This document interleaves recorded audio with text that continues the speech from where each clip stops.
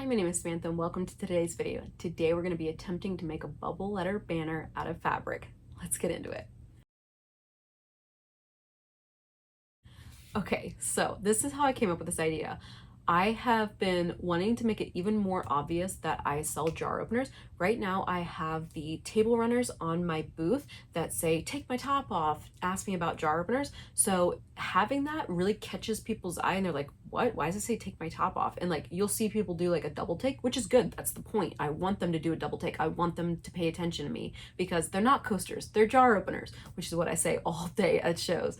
But I want to make it even more obvious. I think my sign helps me a lot. However, shows like this fall when I was at the Quakertown Autumn Alive, when my sign was back in my booth and I had my signs up, not everyone could see the words on my sign. So I want to make something that is more catching your eye right at the front of my booth. So my thought is, I saw where people will make like pennant banners and write words on them, right? So if I did, it's 10 letters, right? Jar opener. So I could do that. That was one idea with fabric, and do the Cricut with the HTV. Then I saw this other video, because you know on Instagram it's like a black hole. Once you watch one video, they'll give you a bunch of videos. This lady was making it for her like nursery. So like, let's say the name was Olivia. She took the bubble letter on a piece of paper and she cut it out of the fabric and like put a little loop on it and then turned it right side out, stuffed it, and then hung it on a string, and it said like Olivia in bubble letters in fabric. And I was like, oh my God, that is awesome. That is so perfect. And then I don't have to break out the HTV, don't have to break out the Cricut.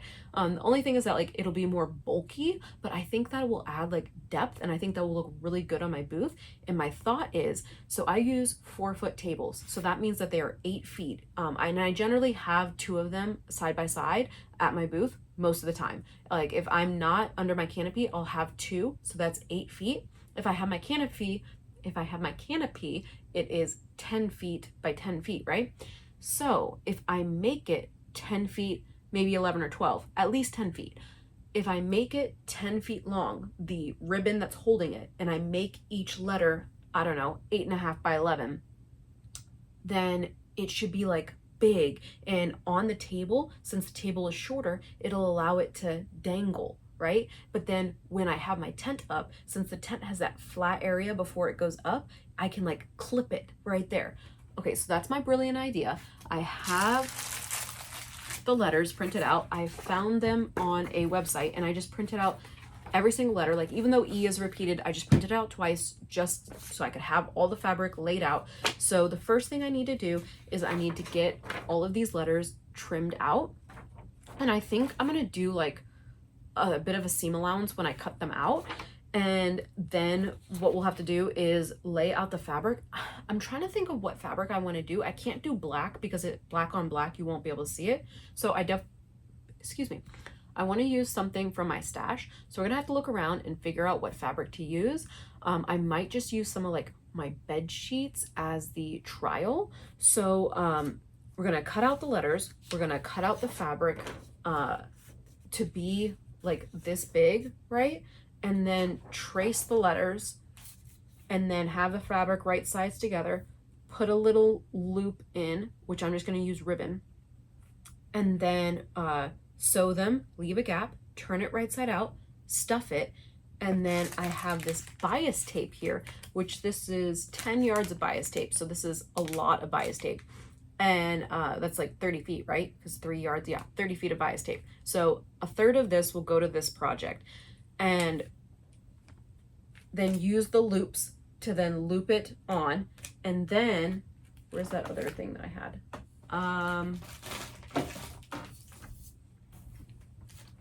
And then the last part of this thought is to use these little, I'll put a picture closer, but use these little like hooks.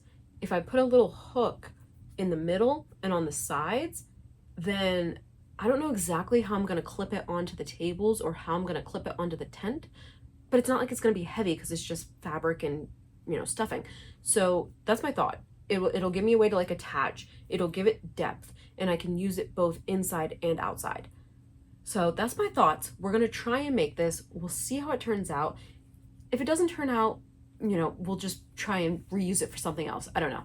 But that's my thought process. We're gonna see how this turns out, so come along with me on this adventure. Alrighty, so I have no idea where my ribbon is, so we're just going to use the bias tape for everything in this project. I've got the letters all cut out and I gave a little seam allowance. I got these letters off of Good Mom Living, and this is the fabric that we're going to use. It is a, what's the word? Not duck. Is it duck? Is that the right word? It's like a thicker fabric, so I'm hoping that this will help the letters be more structured. And then we're going to stuff it, so I'll cut up an old pillow and use that for the stuffing. So the first thing I'm going to do here is lay out my fabric and then put the letters down and get the fabric cut out. And then I want to see, like, spacing wise, how they're going to look on the bias tape.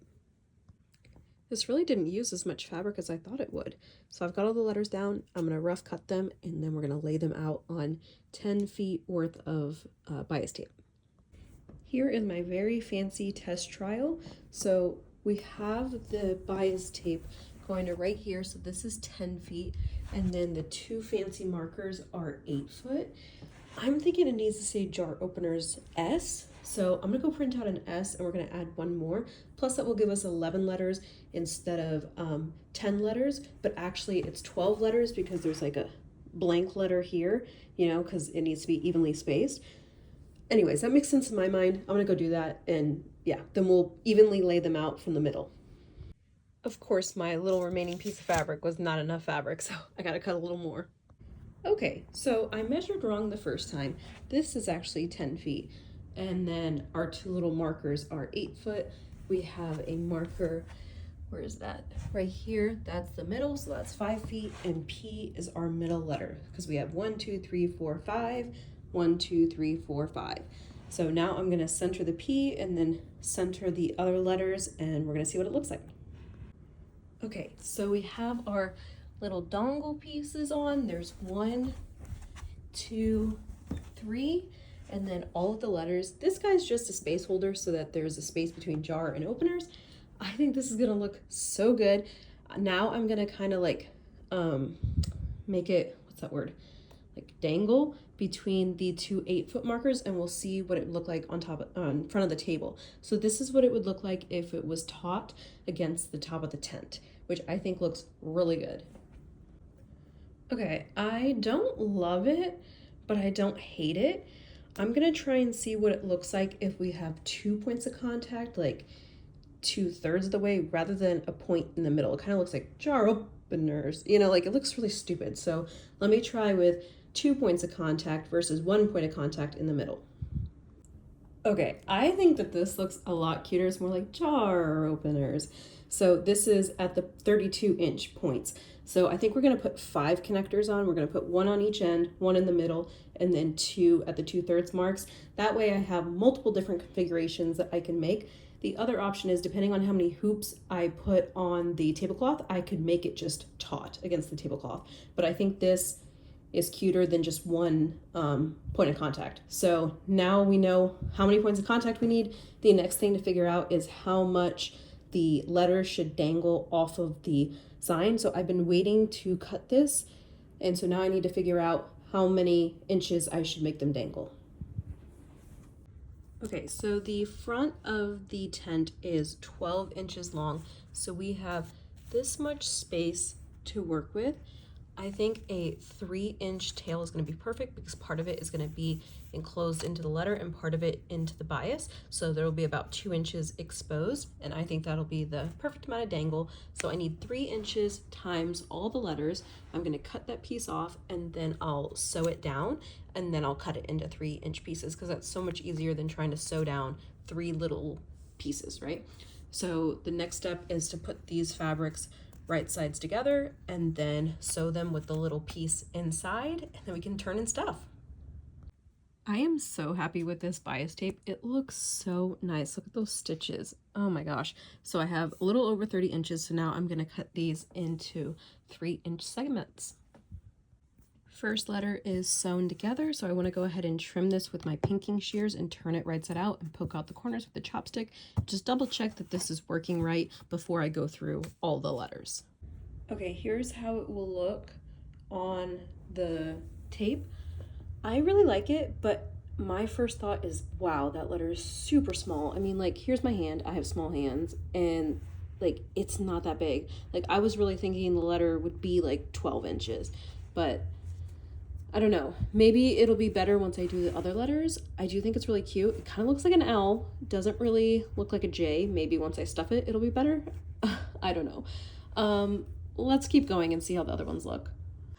Epic fail moment. So on the O, I tried to sew the outside and then sew the middle, and I thought like when I turned it right side out, it would work, but it did not. So I need to unpick this so I can reuse this and redo the O and not do the middle like that. I need to just do it. Where did I put the other letters? Do it like the other letters. See how I just sewed a little bit down for the letters with the little hole? So once I stuff it, this will be like pressed down. So you'll be able to tell it's an R. Here is where we're at. I think that they look super cute.